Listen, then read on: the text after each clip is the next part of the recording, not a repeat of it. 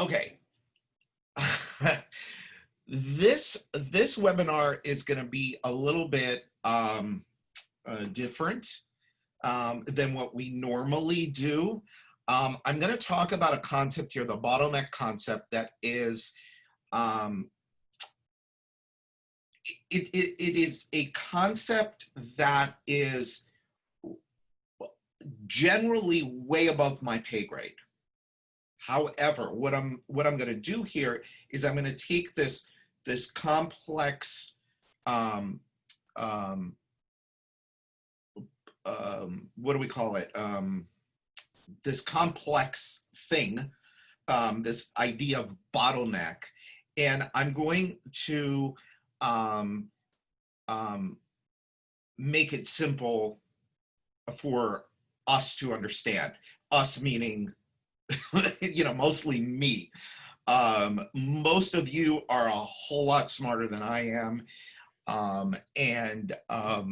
So a lot of times, the concepts that we're talking about here, part of my job is to bring you these concepts, but also to deliver them in a way that's where we can take action on them, to where we can actually execute on them and use them in our business to improve and get better. And so this concept is one of those concepts. Hey, more people coming in. Matt Hollander is here. What's happening, Matt? Patel. Okay, Todd. I'm just going through the list. I'm sorry. I'm just looking for people that I already know. There's a lot of you here, and I welcome all of you. Okay, cool. All right, I'll leave. Valerie is here too. She'll be monitoring the chat. She will be monitoring the Q&A. I often will get, distracted by the chat. So if it's okay with you guys, Valerie is monitoring that, but I'm going to turn it off because it does distract me. And I'm going to turn off the list of participants because as I see people coming in, obviously I'm looking and I get distracted. So this concept, I need to be focused on you guys. So Valerie, just to make sure you're there, you're going to be monitoring the chat for me. Just jump. Got it. Awesome. Okay, thanks. Okay. So how to remove the worst roadblock, bottleneck in your business and create a surge of profits. That is our topic for today. And so here are some of the things that we're going to cover. One, we're going to talk about what is a bottleneck. What is a bottleneck? How do you find it or them? And then what do you do about them or it when you do find it? And chances are very good that there is one main bottleneck. And we're going to talk about that at the end. Okay? There's one main bottleneck in most of our businesses, and it's simple to identify. It's not easy to correct. However, I'm going to give you a lot of information here. This is one of those webinars where I'm going to give you lists of questions to be asking yourself in order to identify your bottleneck, what's holding you back. And so you're going to want to stay focused. You're going to want to write down some notes. Now, one thing that I think that we do need to discuss is, and be cognizant of, is that we are, for all intents and purposes, we're in a home improvement boom, okay? We have, fortunately, been positively impacted by the current environment, all right?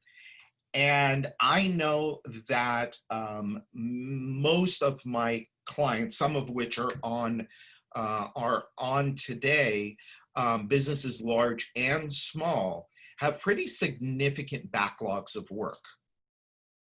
So backlogs are good to a certain point. I mean, I think we always want to have a certain backlog. It gives us as owners, I think it gives us the ability to sleep at night, to know, okay, we're good for 4 weeks. We're good for 8 weeks.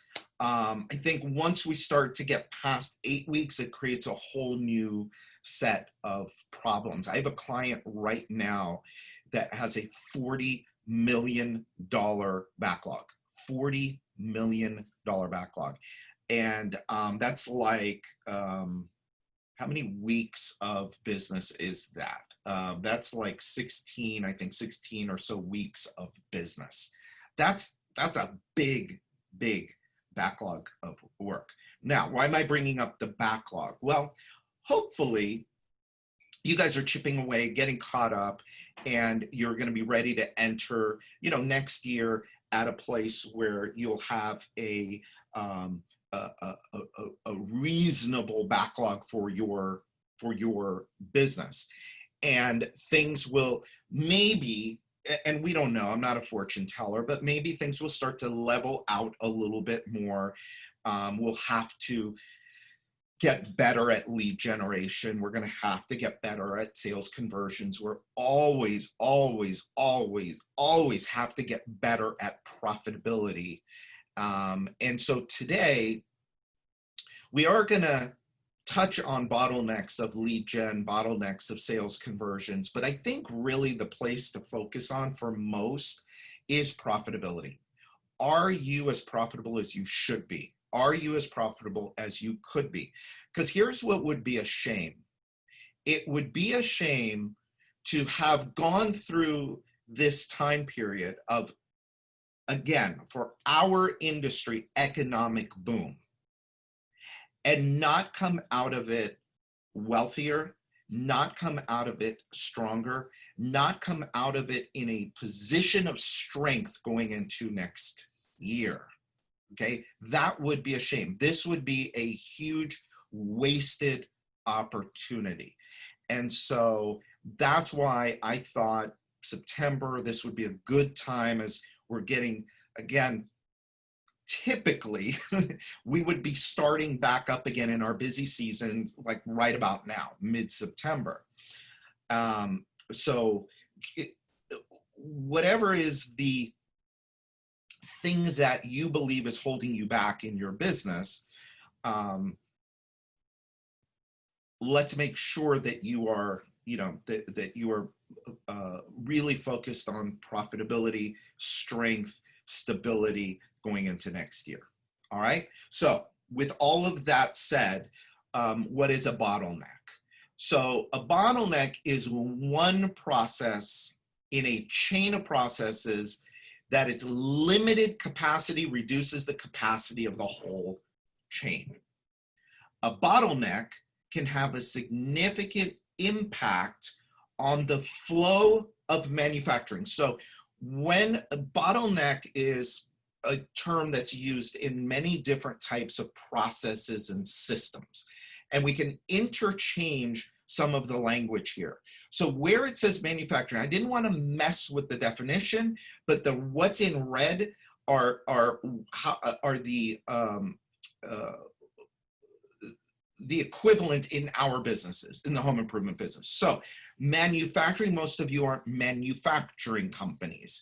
You manufacture leads, you manufacture sales, and you should be manufacturing profit. So that's why there I put lead gen, sales, profit. Okay. By the way, you also have, there's production in there as well, of course. Okay. Lead gen, sales, production, and profit. Okay. So a bottleneck can have a significant impact on the flow of lead, sales, production, quality, profit, and can sharply increase the time and expense of production, or increase the time and expense of getting to success, whatever that means for you, getting to success, okay? Certain level of revenue, a certain level of profitability, certain leadership team, certain process, whatever that happens to mean for you, whatever success means for you. A bottleneck affects the level of production capacity. Again, the number of leads that can come in, the number of sales that are made, the number of, or the rate of sales conversion, right pricing, okay? And of course, profitability.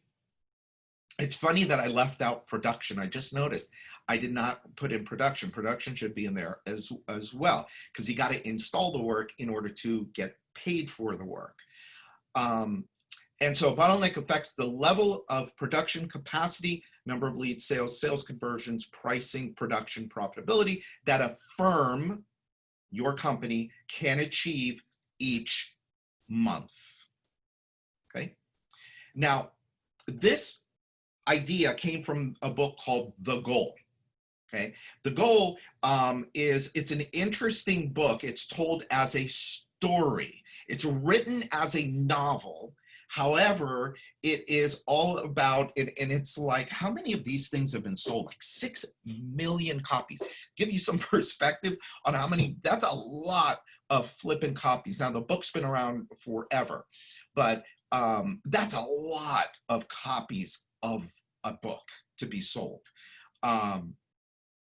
So the book is called The Goal, A Process of Ongoing Improvement. And in the book, he talks about the theory of constraints. Okay, so this is where it gets a little bit deep. So forgive me, I'm going to bring it back to the practical, but I think that we need to have some frame for this before we jump into the practical. Okay, so the theory of constraints is a methodology for identifying the most important limiting factor that stands in the way of achieving a goal, and then systematically improving that constraint until it is no longer the limiting factor. In manufacturing, the constraint is often referred to as a bottleneck.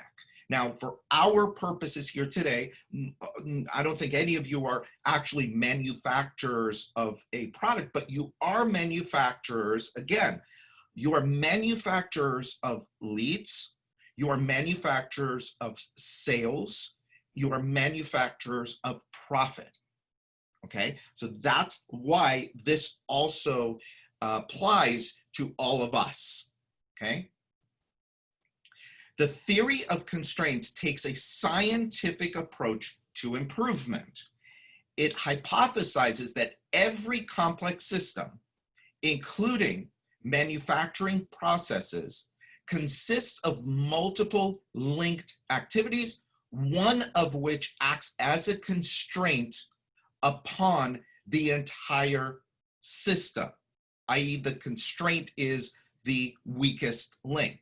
So if we look at this, it takes a scientific approach to improvement. You've heard me say this before. This business is not art. This business is science. It's based on metrics. It is based on numbers. Okay. If you look, there's a number of my clients that are here, and I'm not going to name names. You know who you are. Okay. I've had many discussions with you. So I know that this is how you run your business. It is by the numbers, okay? It is by numbers, very clear, okay? It hypothesizes that every complex system, your business, the home improvement business, is a complex system. It requires a lot of moving parts, okay? Including manufacturing processes that have multiple linked activities. So think about this as, for example, like lead gen, okay? So lead generation is not just standing out in front of your building and saying, hey, we're here, come and see us. That would be easy, right? Wouldn't be effective, but it would be easy. For most of you, it includes internet advertising, it includes TV, it includes radio, it includes print, it includes canvassing, big box stores. It's an entire mix of activities that give you the result of manufacturing leads, okay? And in those activities, there's almost always a constraint. Okay, he calls it a constraint, but think of it as a bottleneck. Okay, so I could not find this image blown up and in better quality. But this gives you kind of an idea of the theory of constraint. So here's, the elements are going in here, they enter here, they go through step 1, they go through step 2, they go through step 3, 4, 5, so whatever, and then they come out completed on the other end. So at the other end of your business, there should be money. Okay, this should be money, profit. Okay, so the way that we're going to look at this today and think about where the constraint might be in your business, or where the bottleneck might be in your business, is we're going to revisit the Wealthy Contractor Success, Wealth, and Freedom framework. All right, so some of you are familiar with this. This is also another one of those, it's a complex system, but this is the business. Okay, so if you want to build the business, and again, I can pull out all of my most successful clients and I can put them in a room and I can put this model up on, I can put this model up on the wall, and every single one of them, without exception, will have this entire structure or framework in place. Okay, so before I show you that, for those of you that are new, that don't know who the hell I am or why you should be listening, I'm not going to go into my whole long bio, but I was about to say I run. I don't run. I work here now. My partner runs the business, but we own a company called G4 Marketing Group. Because my partner is basically running the business, I get to do stuff like this. So we also own the Wealthy Contractor.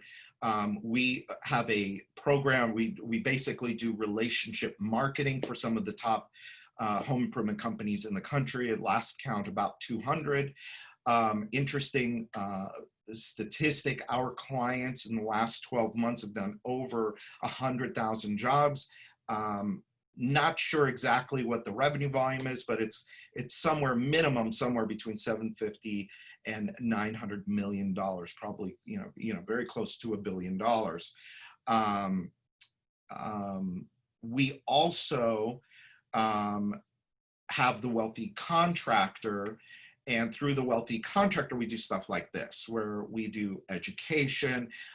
There's my book, The 7 Secrets to Becoming a Wealthy Contractor, which, by the way, if you do not have a copy of The 7 Secrets, go to, not right now, but when we're done, go to thewealthycontractor.com. And I basically offer you a book for free. I'll buy it for you. I just ask you to pay shipping and handling. Okay. And we have the podcast, the Wealthy Contractor podcast, and we put on events like this. This is our annual event. This was the 2020 event that happened in February. By the way, just between us, we are having an event in January. It's going to be live. There's going to be some twists and turns, but be on the lookout. You may want to save the date. If you want to come live, half the seats are already gone. We're limited by how many people we can have. So half the live seats are gone as we speak already. And that just from these people here from last year. But keep the dates, 26th and 27th of January. Save the dates. You are not going to want to miss Accelerate Live 2021. It is going to be, you'll see. Anyway, so that's who we are. Enough of us. Let's go back to you. All right. So this is the whole framework, the Wealthy Contractor Success, Wealth, and Freedom framework. And it is based on 3 big ideas: people, process, and profit. Okay, so this is the whole thing. Now let's break. We're going to go down into each of these and how all of this works. All right. In the middle of this framework, right in the middle, if I go back here, see this right here? That is you. That is you. Okay. What do you want from your business? Well, I know for sure there are a few things that you want. That you didn't go into business just to have a job. You went into business so that the business can fund your ideal lifestyle, whatever that means for you, okay? Whatever that means for you. So when we look at this and you see my little stick figure guy, and then you see the little heart there, the heart is your desires. What is it that you want? What do you want to get out of your business? What do you want to get out of your life, right? And so, again, your business funding your ideal lifestyle and giving you the freedoms you need to live your best life. Again, whatever that means for you. So your business exists to fund your ideal lifestyle and give you the freedoms you need to live your best life. So one of the things, and we talk about this in the 7 Secrets book, is, are you clear about the outcomes that you desire from your life, from your business? Because the business is only a tool. That's it. It is a tool, and you need to use it properly, okay?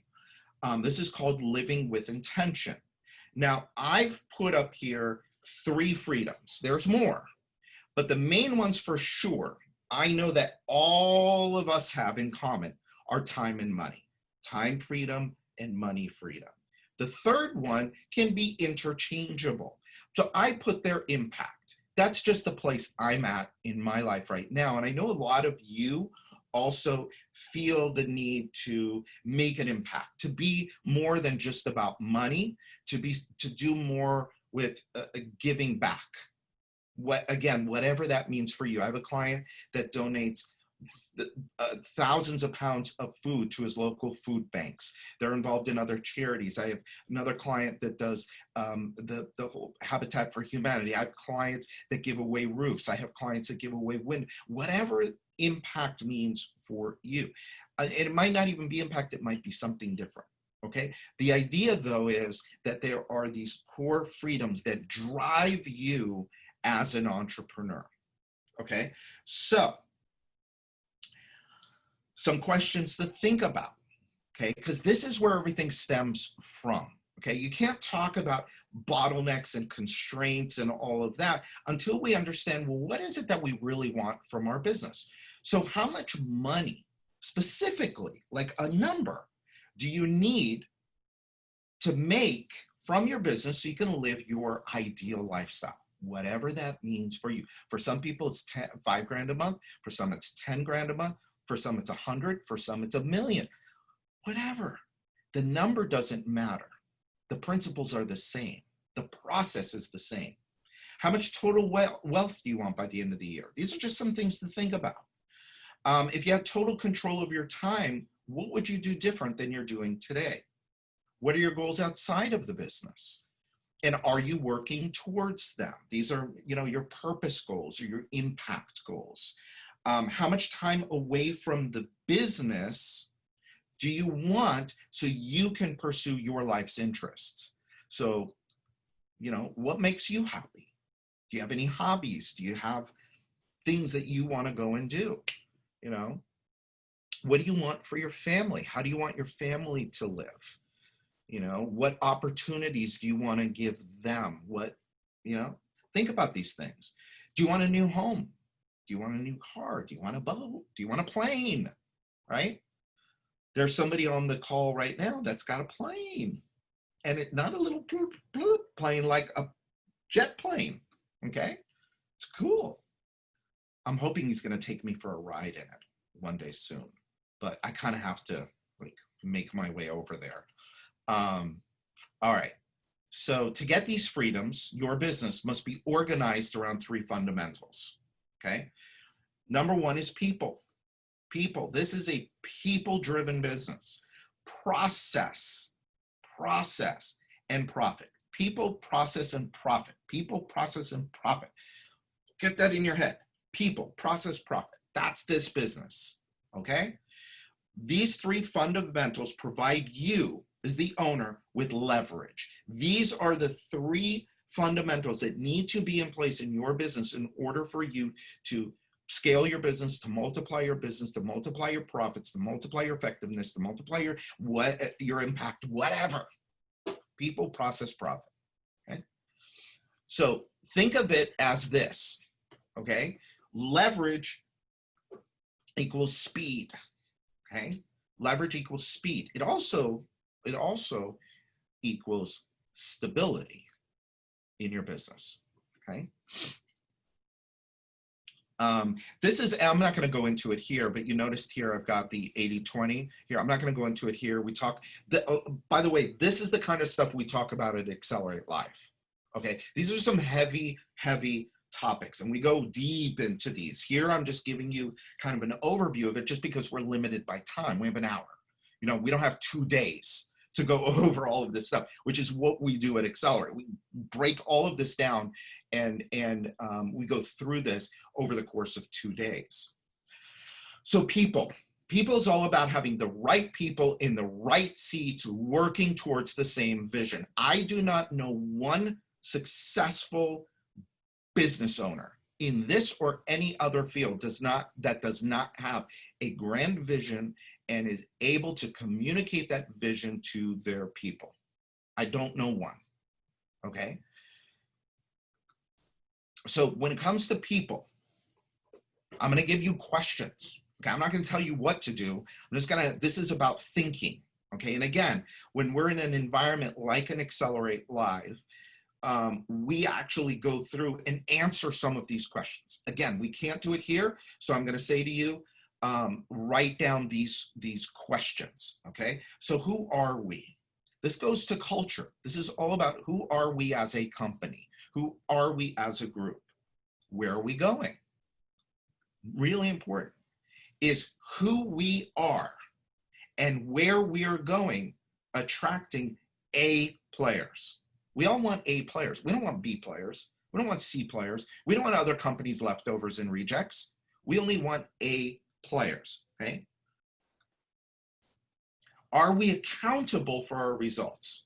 Are we accountable? So are people being held to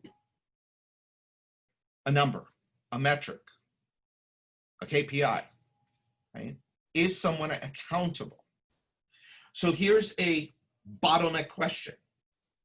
Do you have the right people in the right seats?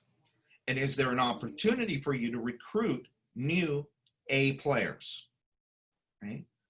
Without this stuff, if you don't have a great culture, if you don't know where you're going and have a good vision, right, you are not going to be able to hire A players. The second piece of this is process, creating reliable, consistent, and predictable results, okay? You cannot build and scale and grow a business without reliable, predictable results, okay? Nobody, not one of my clients will say, oh, I'm gonna scale my business, but I don't know what my close rate is, or I don't know what my NSLI is, net sale to lead issued. Can't build a business that way, okay? And so we have to create systems and processes that deliver consistent results. Because when we have consistent results, then we can really start to scale the business. So how do you do this? Well, you do this through creating standard operating procedures, scripting, and checklists. And you need process for effectively and profitably generating leads, converting those leads into sales, installing the jobs that you sell, getting paid, and developing customers for life. Okay? So when it comes to process, look in your business and ask yourself, Can my sales system be taught? Can I teach it to somebody else? If you can't, you don't have a business yet, and you can't scale. Can we replicate this process over and over and over again? So if I bring in, 5 people, and I'm going to use sales because it's just the simple, it's actually very simple, right? So I know that, again, for my top clients are always recruiting. They're always looking for new people, particularly salespeople and installers, okay? So can I teach a new recruit, a new salesperson, my system, and can they go out and replicate the results that the other salespeople are getting? So if our conversion rate right now is 3 out of 10 issued leads, can I bring somebody on, teach them my sales system, and can they go and close 3 out of 10 deals? Okay. And then, is there a system in place to measure whether or not they actually did it? Very important. It blows my mind how many people have processes, okay, but they can't measure whether or not the process actually works and delivers the result it needs to result, okay? Can we rely on this process to deliver predictable results? So again, does this system work predictably without you, by the way? By the way, the big part of all of this is all of this has to happen without you, okay, as the owner. Has to happen without you, the owner. So can you go away for a month? Can you go away for a month and will sales still be made? Will leads still be made? Will jobs still be installed? Will customers still be happy, thrilled, raving fans? Can we continuously tweak and improve the results of this process? So can we look at each process, look at the results that we are getting, and can we work on little, twists and turns, little tweaks to improve our results? So, question, your bottleneck question is, have you reviewed your processes? Have you made improvements as needed? Okay, this is a good time. I know a lot of people are running around like crazy, but now is the time that you want to be looking at your systems and your processes. So let's look at, in this case, I want to look at a real world example. So only when you have reliable, consistent, and predictable results can you scale your business. So this is a diagram of what I call the 7 home improvement profit multipliers. And when we look at these, so this is sales and marketing, okay? Make no mistake, you're in a sales and marketing business, okay? You're in the customer business. And so the 7 parts to this is, and you'll notice the shape, right? It's not a stop end. It's a continuous flow, right? It's a continuous flow. So number 1 is the number of inquiries that come into the business. Inquiry is not necessarily a lead. An inquiry is just somebody that called in, they were curious, okay? They raised their hand and said, hey, I'm curious. The next step is taking that inquiry and converting that into an appointment. That appointment then goes into a demo, an actual sales presentation. From there, there's a certain number that are going to be sold. Number 5 is at a certain job value, right? Sorry, my nose is a little itchy. Number 6 is how many of the ones that we didn't sell can we get back?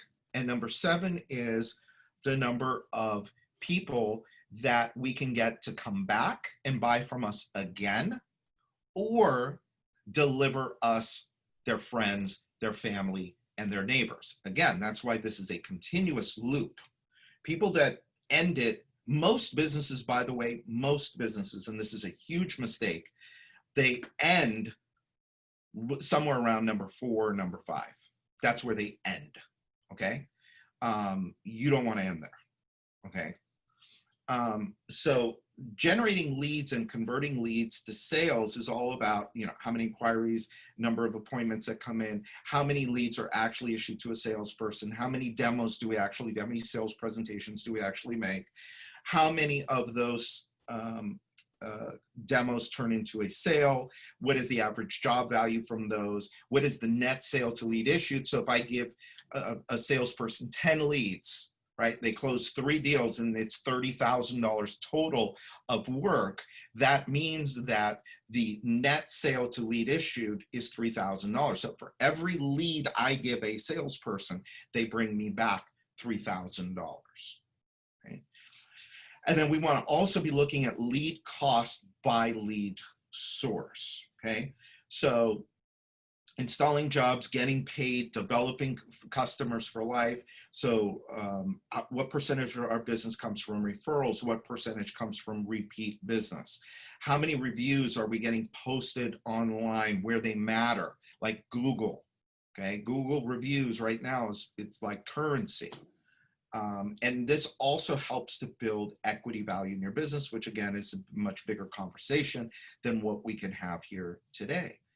But how powerful is this? Let's do a demonstration, right? So if we bring in 100 inquiries, we convert 70% of them into appointments, and that would give us 70 appointments. If we demoed 80% of those, that would give us 56 sit-down, face-to-face presentations with prospects. Of those, let's say we sell 30%. Okay, that gives us 17 sales. If the average sale is $10,000, that gives us $170,000. Sorry, I made a mistake with my math. $170,000 in sales. Now, if we look at how do we make improvements to process, how do we create these predictable results, and then how do we tweak and improve them? When you know your numbers, again, like the most successful people I know in this or any other business, they know their numbers inside and out. So if we can get a little bit better at setting appointments, and we go from 70% to 75, that gives us 75 demos. By the way, I left the number of inquiries the same. We could have increased that, but I thought that's not, for purposes of demonstration, let's just use the same number of inquiries, right? And again, I'm going through this very fast, and admittedly, I'm going through this very fast because I'm watching the clock. And again, this is like 2 days of stuff that you're getting in 1 hour, okay? If we can improve our demo rate, meaning the number of times we actually get in front of a customer, to 85%, we just got a little bit better. You'll notice here we went from 70 on the same 100, we went from 70 to 75, we went from 56 demos to now 64 demos, okay? If our sell rate stays the same, let's just say it stays the same, we've just sold 2 jobs more. But what if we can get a little bit more for each of those jobs? Look what happens. We go from 170,000 to 209,000 on the same number of inquiries, okay? Times 12, and again, I hope that this math is right, but it's a lot of money, okay? 348,000 in top line revenue. And by the way, that top line revenue, that 348,000 is more profitable than the initial, okay? So that's process. The final piece here, super important. This is the piece that most people, it's funny. It is the most important piece, and it is the piece that is given the least amount of effort and energy, okay? Profit, okay? So let's be clear about profit. It is fuel. Without enough of it, you won't have enough money to effectively market your services. Look, there's a couple things going on in the home improvement business, okay? There are some companies out there that are attempting to consolidate this industry. There are people out there that are buying up other home improvement companies and bringing them into their fold of people and process and profit model, okay?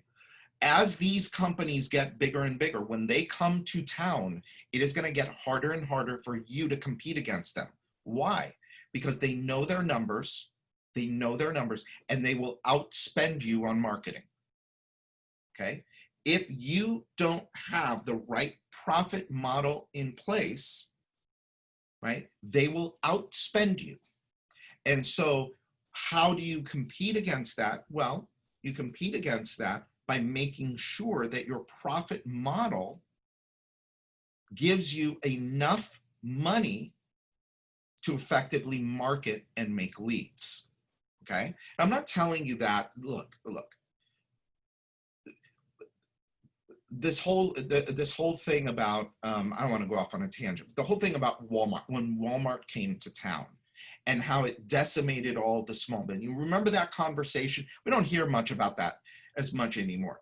But those business owners, what they did not do, they knew Walmart was coming, and what they did was they listened to all the noise and they continued doing things the way that they had always done them, and they got squashed. There were some, though, that said, okay, Walmart's coming to town. I better get ready. I need to up my game, and I need to pivot, and I need to reinvent my business, and I need to get much more focused on who I serve, okay, how effectively I communicate to them, how effectively I communicate my value to them, and on, right?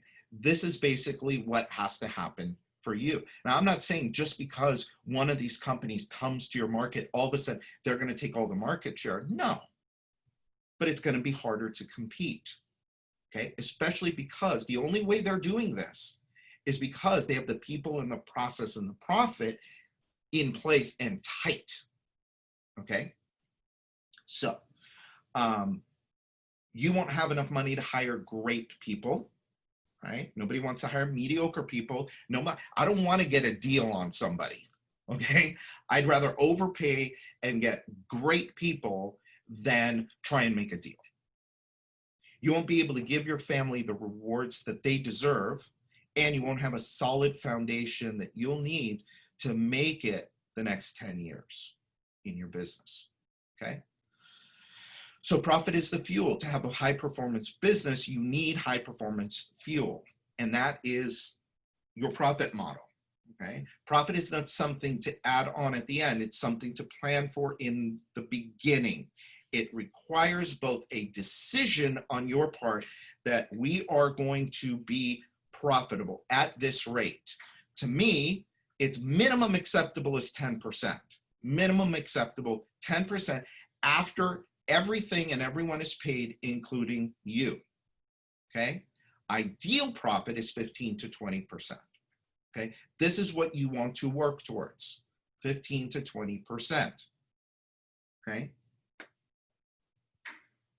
Being in business today without a firm grasp on your financials is irresponsible, okay? And so you need to know the numbers. I'm not going to go into all of these, but you need to know the numbers of your business and how they work together so that you create a model, a profit model that spits out at the end the right level of profitability for you to get what you want, for your family to get what they want, for your teams to get what they want, okay? And then finally, you do all of those things. You take care of all of those things, then you can think about your impact in your community, okay, and the people around, okay? But take care of you, your family, and your people first. And the only way you're going to be able to do that, by the way, is to be super profitable, right? So profit. Do you have a defined profit model that you work towards? Does your profit model deliver a minimum net profit of 10%?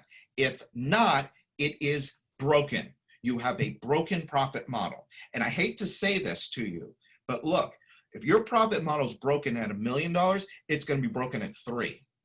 If it's broken at 3, it's going to be broken at 8. If it's broken at 8, it's going to be broken at 20. Okay. I've said this 100 times before. I'm going to continue to say it until more and more of you get it. I talk with people all the time. And I've talked to people that do $20 million in sales, and they're proud of it. They puff out their chest. They do $20 million in sales. And you ask them, what's your profit margin? They say 3%. What? You're basically turning money. To me, money doesn't like you. 3%? Yes, people will say, well, it's $600,000. I don't give a crap. One bad month and you're wiped out. Wiped out. 600,000 is not enough to sustain a $20 million business, right? And again, the math, it doesn't have to be 20 million, doesn't have to be 10, doesn't have to be 5, doesn't need to be 3. It could be $1 million business, okay? Are you vigilant? Vigilant, I use that word on purpose, about protecting your margins and your cash flow? Are you disciplined with your finances? Is your profit model sustainable? Meaning, here's what I mean by this, because this is the mistake I made that made me go broke. We did not grow through cash flow. We did at the beginning in my last in the big company that I had. Okay, all the other ones before all grew through cash flow and very little debt, and they were profitable and they did really, really well. But the last one, we were trying to grow this monster-sized business. And so what happened was we didn't have enough cash flow in the business, meaning our profit model was severely broken. And so what we would do is for the sake of getting bigger and bigger, what did I do? I took on debt. Big mistake. If you're taking on debt to grow your business, something is wrong. You do not need, you talk to the majority of my clients that grew from nothing to something, did it without debt, okay?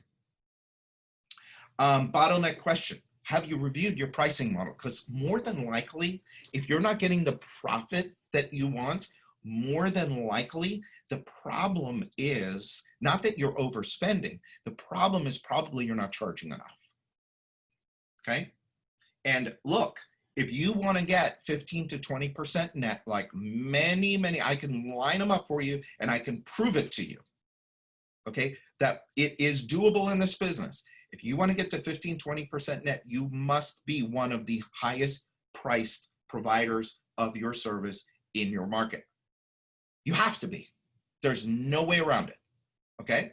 So all you have to do is you have to be a better value to your customer than the next guy, even though you're charging more, okay? Value is not necessarily only about how much people pay. There are other value factors.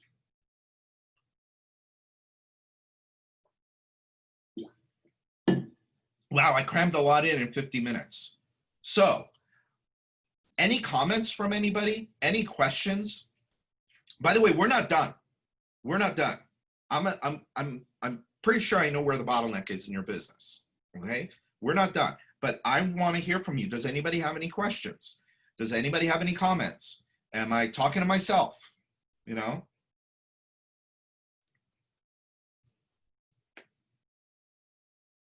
Really? Okay, so Valerie, either I've done a really good job of explaining this, or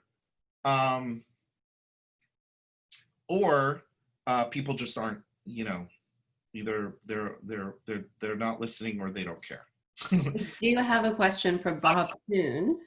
Give him John Anglis's information. Look, so somebody's asking, I need a sales process, any good tools? Yeah, depending on the business that you're in, a sales presentation already exists. Just go buy one, okay? I know how that sounds, but so many people get stuck on this idea that, oh, I gotta create my processes from the ground up. No, you don't. No, you don't. There's plenty of people out there that already have a process in place. Go and learn from them. If you have to pay for it, pay for it. You know, shortcut the process. Simple, okay? Don't make this any harder than it already is. Again, there are there are people that are here on this training, okay, that run. One of them has a $50 or $60 million business. The other one's got like a $20 million business. They're here, right? Why? Because they're looking for one thing that I might say, one little thing that I might say that will that they can leverage inside of their business to make more money, to get more time off, to create a better environment for their people. Okay. And so, and those people, by the way, they're all willing to help. If you reached out to them and said, hey, I'm a non-competing company, I'm actually 1,000 miles away from you, can I come and learn from you? Most of these guys will say, absolutely, of course you can. And they'll show you everything, and they'll talk to you, and they'll spend time with you. Okay. I just did an interview, a podcast with Tommy Mello of A1 Garage. This guy's got a $50 million garage door company, and he's growing this thing by leaps and bounds. He talks about this. He talks about the same thing. It's like he was saying that he had people come in and look at his operation, you know, and he showed them all the softwares that they're using for recruiting, the softwares that they're using for CRM, the software that they're using. He has like 16 different, you know, software platforms that he uses, but he'll let anybody come in and see what he's doing. Well, maybe not anybody, but you know what I mean. So where is the bottleneck in your business? So I'm going to tell you a story. All right. So I'm in a local mastermind group, and love the guys in my group. Love the guy. We've been together now, this core group, probably 2-3 years. As it is today, it was, anyway, there's a guy in there. There's one guy in there who about 3 months ago, he brought, and he's a very analytical guy, and he brought up, and he put all this stuff up on the board and all of these numbers, and he was sure that he had a sales problem. Okay. And that's what he wanted to focus on that day, was he had a sales problem. So we're asking him questions, trying to understand what's going on. And what he's doing,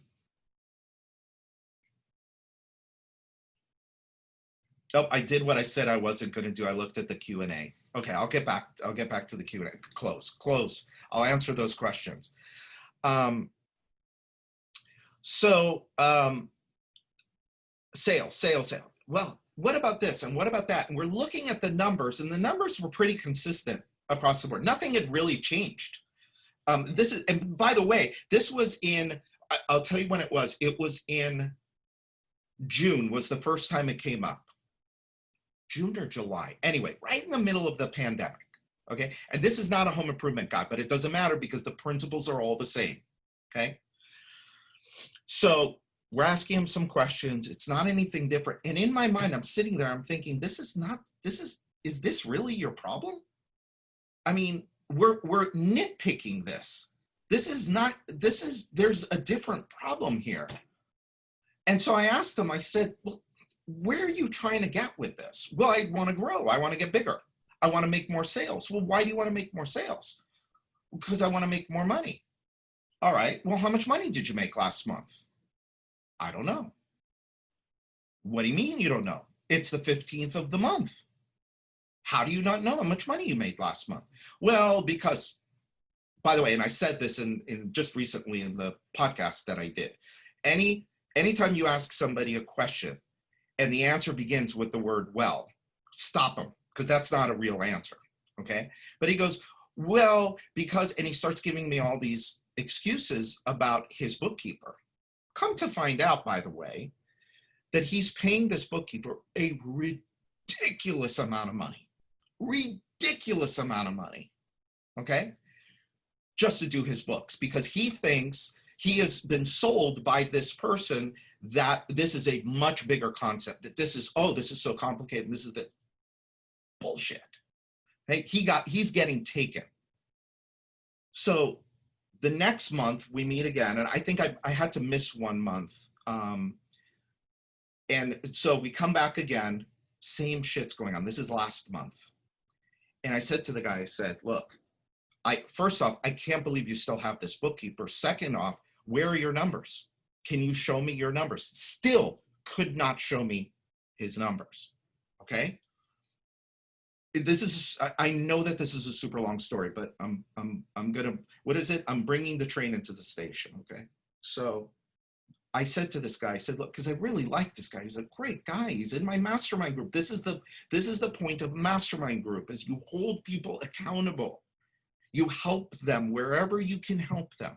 I said to the guy, I said, look, I've been through this. Let's get on a call. Let's go through your numbers and let's flush it out. Because again, he brought his thing last month was, okay, well, I did $4 million in sales and I made this much. I'm going to do $6 million and I'm going to make $50,000 more. And I want to go to 10 million so I can make more money. I'm like, you're barely making the right amount of money on 5 million. Why do you want to go to 10? If you made the right amount of money on 5, why do you need all the headache of going to 10, right? So I said to the guy, I said, look, call me. Let's get on a Zoom meeting. Let's work this out, because he's sick and tired of not making money. Anyway, there's a whole bunch of things that are going on in here, but bottom line is, okay, bottom line, this is where he thought the constraint was, his sales, okay? The real constraint was when I got on the phone with him, I said, let's go into your QuickBooks right now and let's look at your numbers. He said, oh, I can't do that. What do you mean you can't do that? Well, my bookkeeper has the login. I said, okay, why don't just send her a text message or an email and ask her for the login. Oh, no, I can't. No, I can't do that. Well, because she'll ask me, well, why do you want it? Why do you need it? I'm on top of it. Why do you need it? I shit you not, for half an hour, we went back and forth on this. I poked and I said, we'll do it like this. We'll blame it on me. We'll do it like this. He wouldn't do it because he was afraid. What was the real constraint? What is the real constraint? Does he have a sales problem or does he have a different problem? And my experience is that the bottleneck, that the constraint, I wanted to show you guys this video, but I'm going to skip over it. Chances are very good that if my business has a bottleneck, the bottleneck is me. Okay? The bottleneck in your business more than likely is you. Now, and I'm not saying that, I'm telling you this just out of the same place that I told him. It comes from a place of respect. It comes from a place of wanting to help and not have you go through the things that I went through, okay? And not have to go through the pain of not getting what you want from your business. So you have to seriously step back and look at your business from what's the right word? I want to say from a mature, serious point of view. Business is serious. Business is serious. And we need to be real with ourselves. And we need to be self-aware enough to know where we are holding things up as the owner of the business. And so you got to look at your business and you got to look at the whole flow of your business and you got to ask yourself, okay, well, I might have a constraint when it comes to sales, let's say. I may have a constraint there because I don't have a process. But the thing that you have to now ask yourself next is, well, why don't I have that? What am I doing? by the way, if you get this book, secret number 3 is taking 100% responsibility for every outcome in your life, right? Good, bad, or ugly. It's entirely on you, right? And that's what this is all about. It's about taking responsibility. It's about taking charge. If you're not making the kind of money that you think you should be making or you want to make, yes, there are parts and pieces here in the people, process, and profit model that are not working. But the real question you have to ask yourself is, am I the one that's getting in the way? Okay. And if I look back on a lot of the mistakes that I made, and I continue to make, by the way, I have to look at myself and I got to say, how am I being the bottleneck in this? How am I being the bottleneck? And so when you can do that, you can get your ego out of the way. Years and years ago, some of you might know him. He's been on the podcast before. He's a good friend of mine, Jer Ronan from Yankee Home Improvement. This is a guy that came to America from Ireland with $80 in his pocket, was homeless for a while. Today runs a very successful, I think he did 10 or $12 million home improvement company. And years ago when I met him, one of the first things he said to me is, Brian, I'd rather be rich than be right. And that thing that I'd rather be rich than be right is all about ego. It's all about getting your ego out of the way. It's about, not having to be the one that's always right.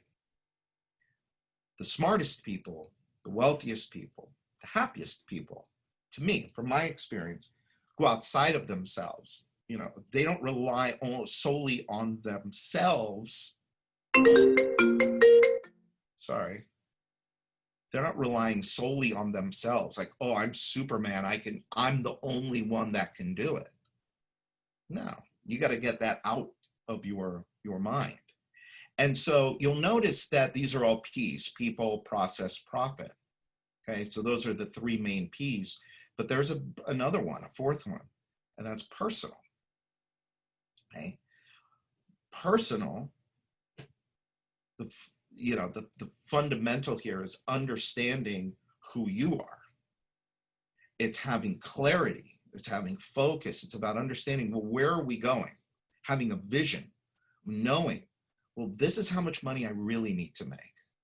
Most people, by the way, don't need a $10 million business to live the life that they want to live.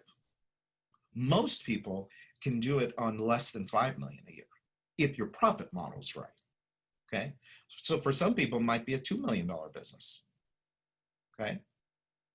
You don't have to build a $10 million business. Now, I have clients that if they did $10 million in a year, they'd be out of business, right? But that's the machine that they built. And their income is, $3 million a year, $8 million a year. But most people don't need that kind of money. But it's not about that. It's about you. It's about what you want. What does your family want? What do you need to live the life that you want to live? Okay? It's about self-management. It's about being able to look at yourself, and it's about being able to manage the thoughts you think and how you spend your time and the people you spend your time with. And it's about protecting your confidence. It's about protecting your confidence. So that's your 4th P there. Okay? So here's some more questions. Okay? Who are you being? Are you the owner? Or are you a salesperson? Are you an installer? Are you a fireman or firewoman? Whatever the right terminology is. What are you doing every day? Are you being reactive or are you being proactive? Are you working in the business activities or on the business activities? And is what you're doing right now leading to you having more leverage or less? Okay. So if you're out running leads or installing windows, that's not a leverage activity. But teaching and recruiting, hiring and training salespeople, recruiting, hiring and training installers, that's a leverage activity. That is one you should be doing as an owner. Okay. And again, it's all in the book. You can go to thewealthycontractor.com and get that book for free. So I found this and I thought this was really funny. So I'm going to say to you, and again, this is only from a place of respect for you and real, genuine hope that you can build a business that works for you, for your family, and for your team. Okay? So don't be a bottleneck. Step outside. Look at your business from 30,000 feet and ask yourself, simple question, what am I doing right now? Or what am I not doing that is holding my business back? Okay. So that's what I got for you guys. There are a few questions.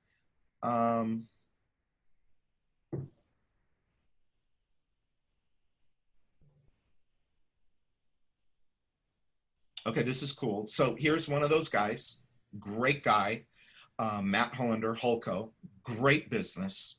I mean, just great business. He says there's a big difference in sales and revenue. Our team is thinking outside the box from non-judgmental views and using our core value, change and adapt. Change and adapt. That's a core value. By the way, this goes back to people. This goes back to culture. So if you go to Hulko, you can actually just go to their website and you will see their core values. Okay? Core values are an integral part of your company culture. It's like, who are we as a company? And when you're talking about A players, see at Hulko, and again, go look at their website. You'll see a great example of this. Go to their website and you're going to see who they are looking for. Here's who we are. And we are looking for more people that are like us, that'll come and fit and work in our culture. And if you want to come to a place where you're going to win, okay, where you're going to win, come here.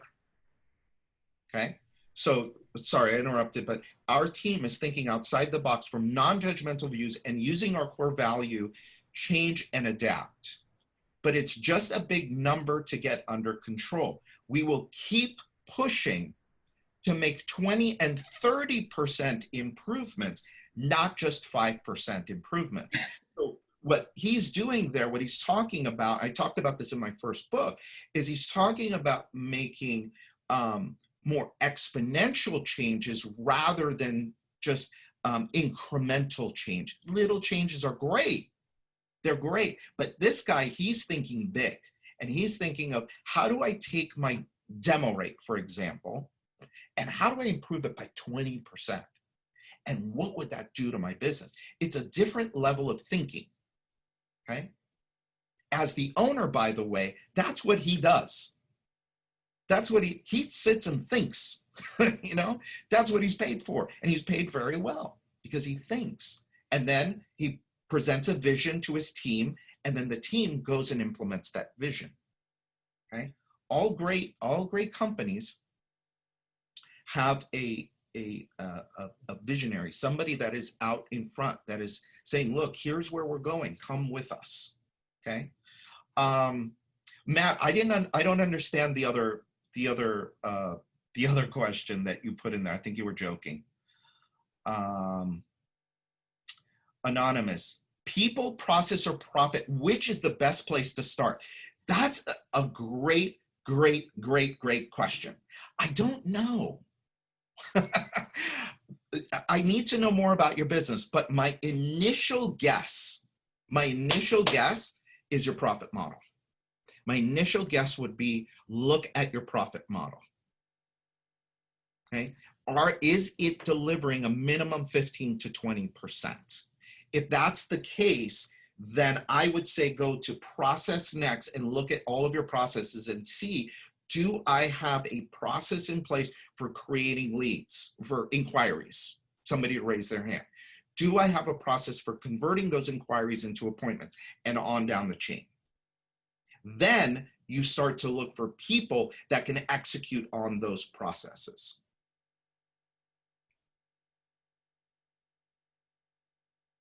Where do you even begin to relieve the bottleneck that you create as the owner? Well, you just did. You just did. Because you said, hey, I'm the problem. That's the place where you start. Believe it or not, like the story that I told you, he still has not, and I don't know, I'm going to find out tomorrow because we're meeting tomorrow to get what the update is and see where he's at, but he still has not acknowledged the fact that, yes, I am the bottleneck and I need to start to do something about it. So anonymous attendee number 1 or number 2, where do we even begin to relieve the bottleneck is do this. Do what's on the screen right now. Step outside of your business, look at it from a 30,000 foot view like you should as an owner, and start to ask yourself, what am I doing or not doing that's holding my business back? Make a list. And then put those things in order of importance, and then you start chipping away at it. But also you do have to work on yourself. You do have to work on yourself, because a lot of these concepts, these concepts aren't easy. It's not easy to say, well, my profit model is at 8% and it needs to be at 15. I'm charging $100. I need to charge $140. Those are not easy changes to make, but it all starts with recognition. It all starts with acknowledging the fact that I have a problem and I need to fix it. Okay. Anything else? I hope this was valuable for you guys. I'll make a plug for G4. If any of you listening are not already using G4 marketing for relationship marketing, and you're doing at least 10 jobs per month, what are you waiting for? We would love to talk to you. Talk to this guy, Big Pete. There's his contact info. Let's do a 10-minute discovery call with Pete, and let's see if we could even help. All right. And then for those of you that are not there yet, that are not at $1 million in sales yet, and where'd it go? Or you're stuck at $1 million to $2 million, go get a copy of the 7 Secrets book. That's a good start for you, because it's going to give you a lot of the groundwork that you need in order to execute on this framework. All right, and you can get that at thewealthycontractor.com. Thewealthycontractor.com. Okay, cool. I went way over. I didn't mean to, but I hope this was valuable for everybody. Thank you for being here. And if I can help with anything, let me know. All right, y'all. Thank you. And listen for the podcast. Got some great episodes coming up. The last one that was released, I think, was Tommy Mello. The one before that was Charlie Gandell. That one's amazing. They're all good, but Charlie's always good. Go and listen. Bye. Thank you.